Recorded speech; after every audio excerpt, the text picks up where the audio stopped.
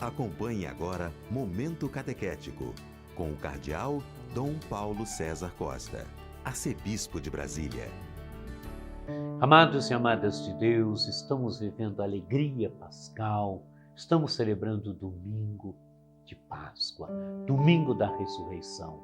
Este é o grande domingo de todo o ano litúrgico. A Noite Santa, a Vigília Pascal, é a grande vigília, é a mãe de todas as vigílias, e o domingo de Páscoa é o grande domingo. Se em todos os domingos nós celebramos a ressurreição do Senhor, o domingo de Páscoa é aquele dia que nós celebramos de uma forma toda especial a vitória de Cristo sobre a morte, a sua ressurreição. Temos diante de nós um texto tirado do capítulo 20 do Evangelho de São João, dos versículos de 1 a 9. No primeiro dia da semana, Maria Madalena foi ao túmulo de Jesus bem de madrugada, quando ainda estava escuro, e viu que a pedra tinha sido retirada do túmulo. Então ela saiu correndo e foi encontrar Simão Pedro e o outro discípulo, aquele que Jesus amava, e lhes disse: "Tiraram o Senhor do túmulo e não sabemos onde o colocaram." Saíram então Pedro e o outro discípulo e foram ao túmulo. Os dois corriam juntos, mas o outro discípulo correu mais depressa que Pedro e chegou primeiro ao túmulo. Olhando para dentro, viu as faixas de linho no chão, mas não entrou. Chegou também Simão Pedro, que vinha correndo atrás, e entrou no túmulo. Viu as faixas de linho deitadas no chão e o pano que tinha estado sobre a cabeça de Jesus, não posto com as faixas, mas enrolado num lugar à parte. Então entrou também o outro discípulo, que tinha chegado primeiro ao túmulo. Ele viu e acreditou. De fato, eles ainda não tinham compreendido a Escritura, segundo a qual ele devia ressuscitar dos mortos. Amados e amadas de Deus, o Evangelho de São João, como é o Evangelho dos encontros pessoais com Jesus, ele coloca Maria Madalena que vai ao túmulo. Maria Madalena que vai ao túmulo bem de madrugada, quando ainda estava escuro. Bem cedo, Maria Madalena vai ao túmulo. A escuridão aqui implica, quer dizer, o tempo, mas a escuridão implica dizer aquilo que está também no coração de Maria Madalena. Tiraram o Senhor do túmulo e não sabemos onde o colocaram. Maria Madalena procura o Senhor morto. Ela procura o corpo do Senhor.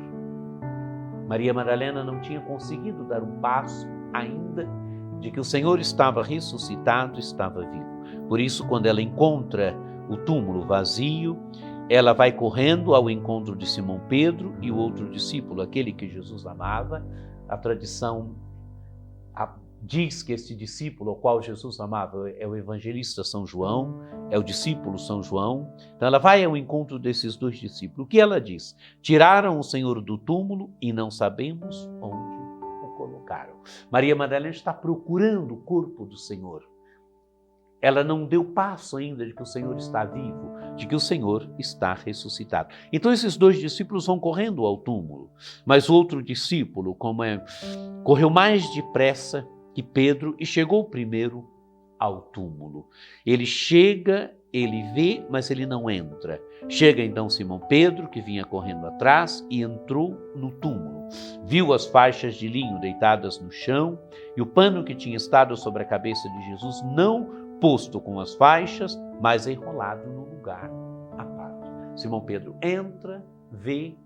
A tradição vai dizer que aqui, no fato do discípulo amado chegar primeiro ao túmulo e não entrar, Pedro entrar, a tradição já vê o respeito da comunidade joaneia, da primeira igreja para com Simão Pedro. Simão Pedro é aquele que Jesus tinha dado a missão de confirmar os irmãos na fé.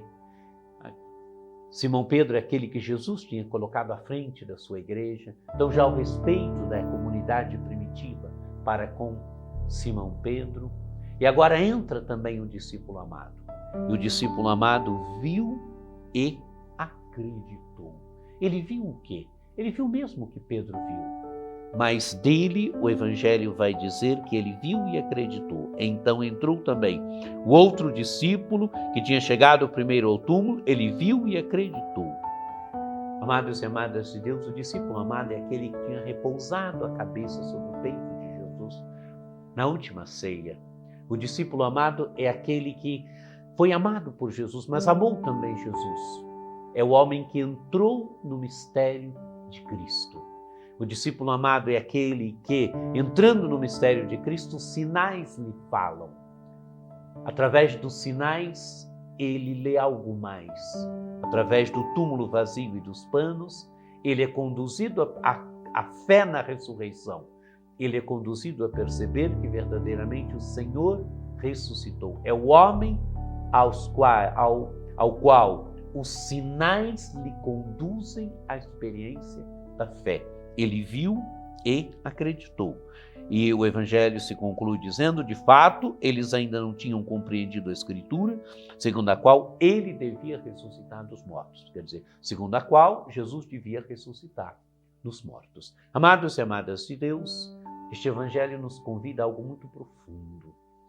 Discípulo amado deve ser você, deve ser eu, devemos ser todos nós, porque todos nós somos chamados a participar da intimidade de Jesus.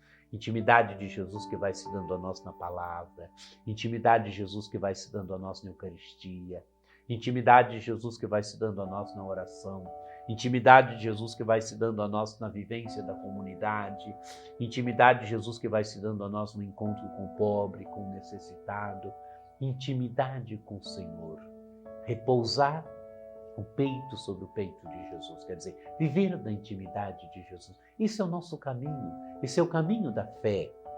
E quando nós vivemos da intimidade com o Senhor, nós vamos percebendo os sinais da presença do Senhor ressuscitado, que continua a se dar a nós no hoje da história, na palavra, na Eucaristia, na comunidade reunida, no irmão pobre, no irmão necessitado. Amados e amadas de Deus, sejamos como discípulo amado. Vivamos da dinâmica do discípulo amado. Vivamos da alegria desse primeiro dia da semana. A igreja não nasce, a ressurreição é uma realidade. A igreja nasce dessa certeza.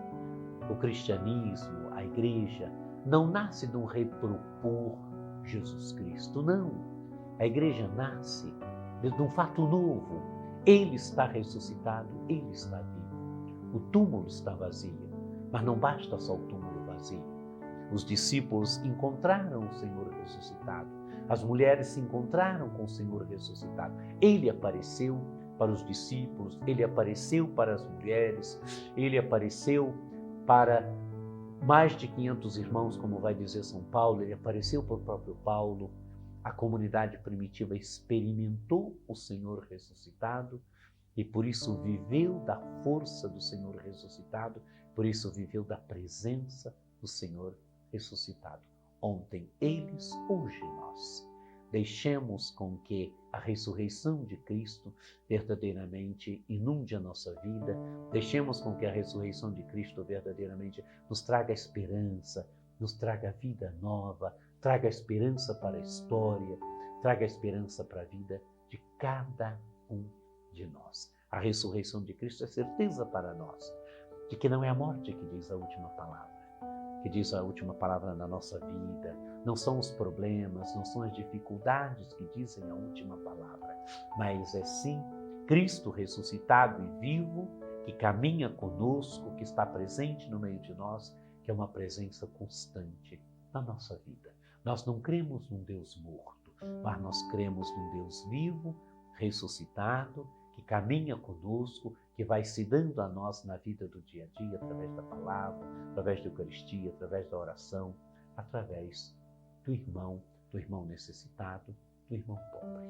Uma feliz e santa Páscoa para você, para a sua família, uma Páscoa cheia de esperança, cheia de alegria, porque Cristo está vivo e ressuscitado. Aleluia, aleluia.